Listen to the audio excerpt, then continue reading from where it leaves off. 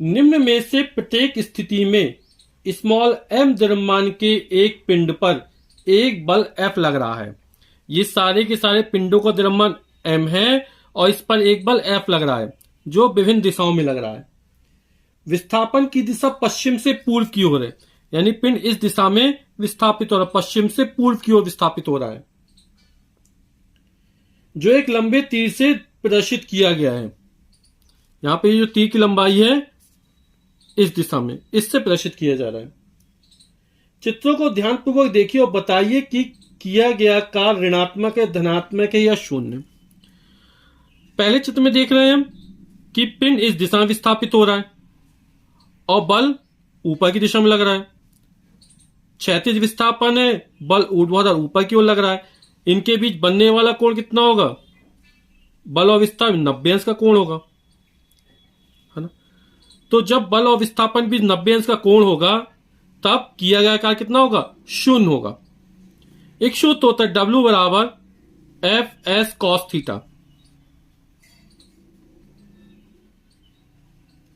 जहां थीटा बल और विस्थापन के बीच बनने वाला कोण है। तो यहां पर 90 रख देंगे तो कॉस 90 का मान कितना हो जाएगा? 0 हो जाएगा। तो लगने वाले बल का जो मान होगा वो हमारा शून्य हो जाएगा। फिर यहां पर देख रहे हैं बल इस दिशा में लग रहा है और विस्थापन भी इसी दिशा में हो रहा है, यानी बल और विस्थापन दोनों एक ही दिशा में हो रहा है, यानी जिस दिशा में बल लग रहा है उसी दिशा में विस्थापन हो रहा है।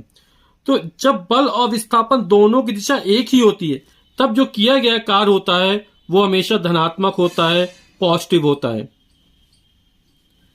और दोनों एक ही दिशा बनने वाला कोण कितना? 0 होगा और cos 0 का मान 1। तो किया कार्य कैसा मिल रहा है? धनात्मक मिल रहा है। सूत्र से भी स्पष्ट है।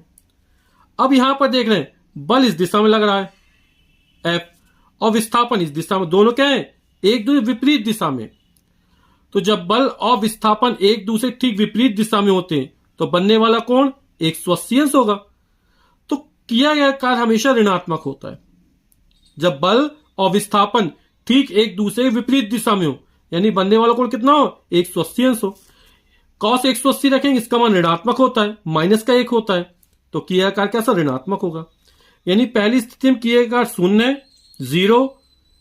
जब बल और विस्थापन दोनों एक ही दिशा में होते हैं तब किया कार्य धनात्मक होता है। जब बल और विस्थापन दोनों ठीक एक दूसरे विपरीत दिशा में होते हैं, बनने वाला कोण 180 अंश है, तो किया कार्य ऋणात्मक होता है।